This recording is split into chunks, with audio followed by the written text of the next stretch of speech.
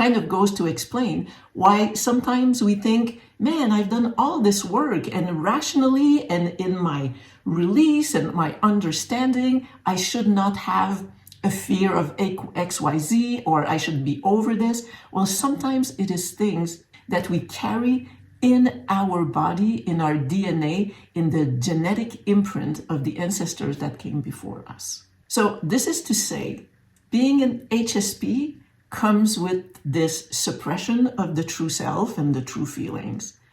Being a woman also comes with these things. So as HSWs, highly sensitive women, we kind of get a double dose of that suppression, of that pattern, and ultimately disconnection of how we are in the world. And I want to acknowledge, I know there are a lot of highly sensitive men out there, and that their experience is challenging, and they also have to learn and understand what being a highly sensitive person is. And I have...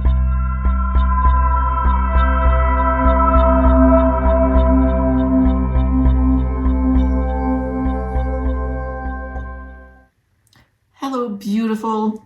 How are you doing today? If you are an HSP empath and you are circulating in these spheres of videos about HSP and empaths, you probably already know that in our experience, we have learned to suppress how we truly feel, our true self, with some pretty serious consequences.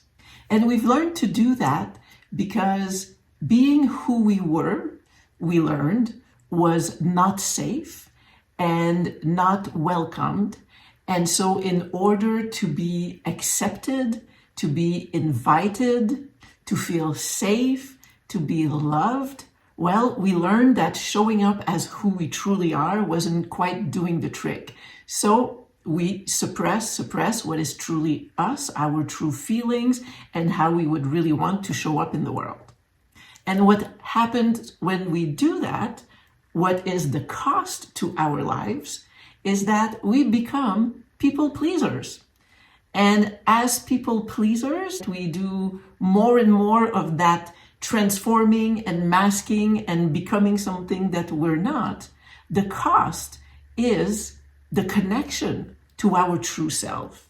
And the more we do it, the less we're aware of this process that has gone on, of that trauma.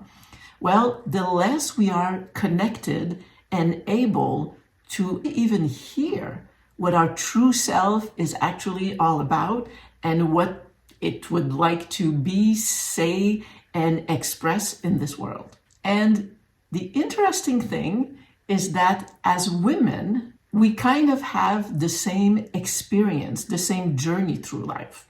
Because whether some of you, some people out there, would rather not accept that this is still going on in 2025, well, I've got news for you. It is still everywhere and all around the world. If we made an average of the status of women in the world and how they are regarded and treated, well, they are mostly second-class citizens, oppressed, denied, and just don't have access to the same things as men do. A lot of it has even become subconscious because it is just so normal.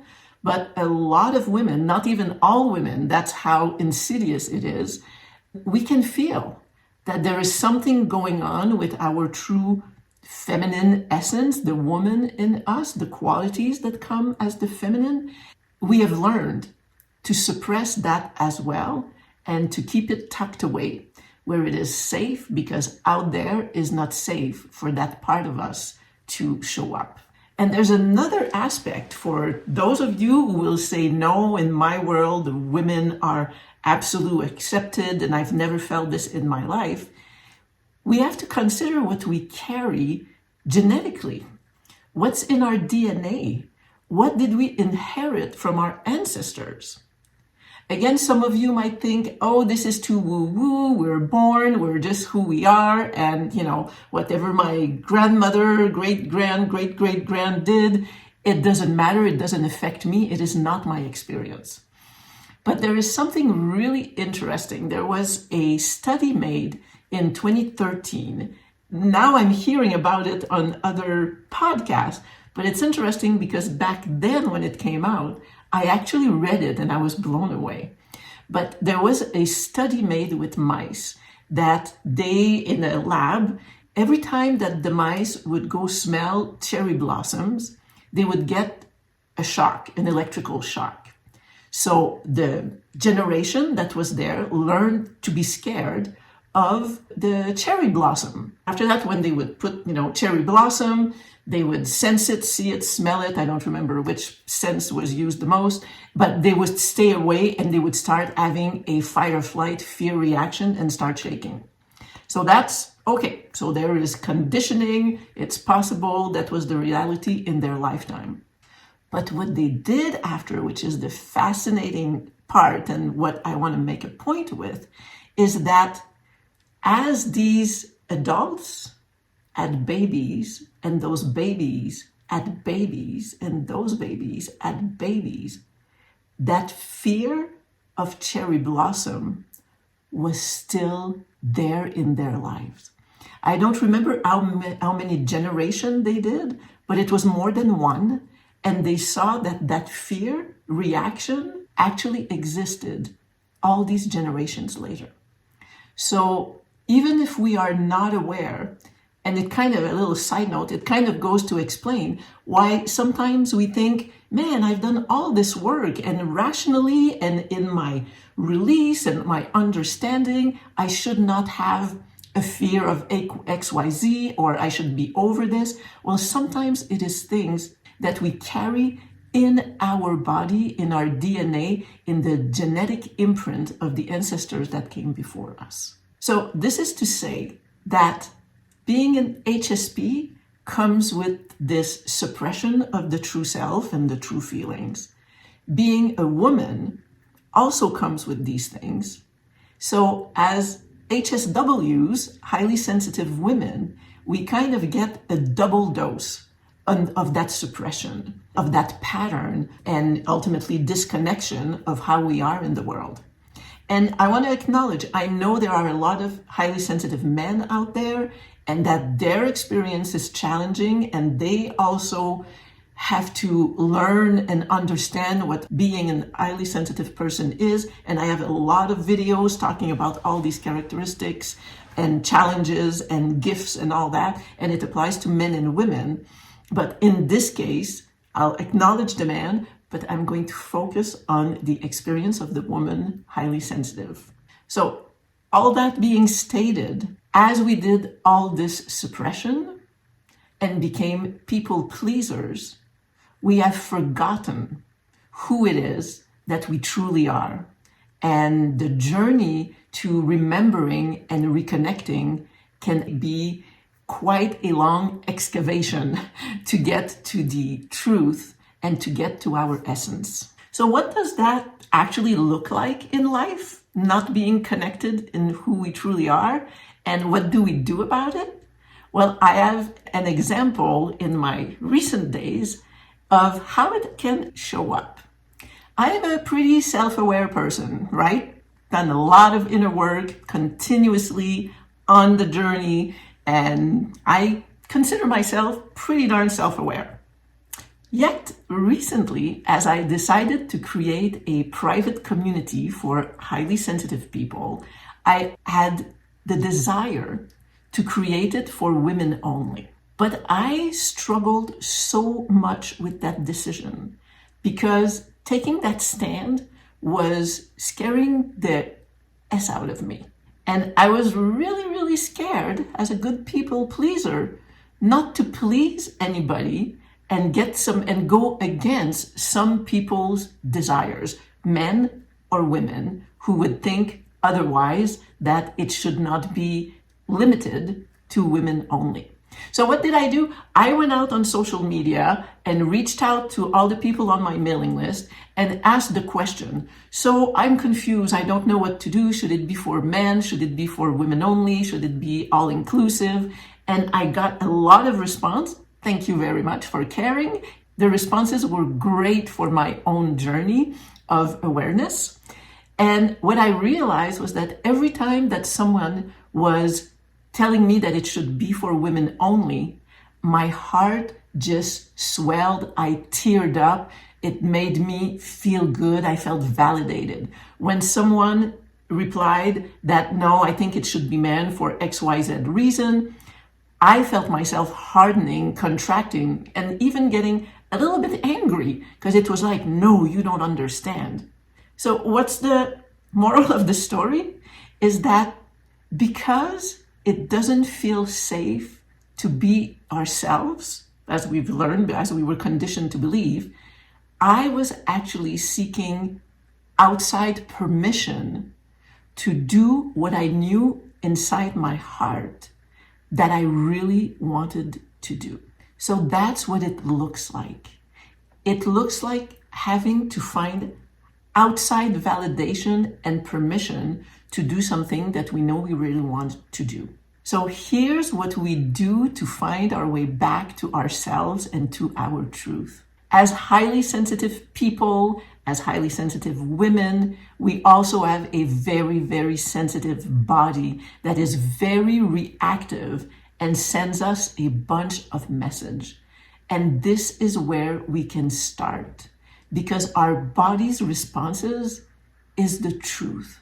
So when I was getting answers and my body was feeling answers that favored doing for women only, and my body was like feeling all good and like I was finally connecting with something true, that is what we need to follow. So we don't always have to go through the process of asking people around, but just connecting with our body. We have a knowing. And it takes courage to follow up with it and to act according to it. I know I still get really scared anytime, this being a great example. But one of the first ways, or an easier, very accessible way for us to start reconnecting with the truth of who we are, is to listen to our body's signals and wisdom. And if you happen to be looking for outside permission to do whatever you feel like doing, but that you're scared of doing because of whatever it's triggering inside you, well, I am giving you permission. Permission granted, go for it. I am certain that the answer to a life of more ease and fulfillment and purpose and joy is a result of giving ourselves permission to do the things that we feel we want to do. So as women, as highly sensitive women, there is a huge movement or call right now for women to reclaim their self, the real her, to honor her, listen to her, support her, and also to come together with other women who also feel the same way to give some support and validation and energy and encouragement. So I am going with my true self, pushing through my fears and all the things that show up as I am daring to do this. So for all of you women, highly sensitive, whether you define yourself as highly sensitive or not, empath, neurodivergent, whatever, who feel that calling, who feel like the most radiant part of you is trapped inside you under all the layers of pain and suffering that you feel in this world, in this life, in your heart, because you don't know how to deal with all these feelings. Come and join Annie Circle.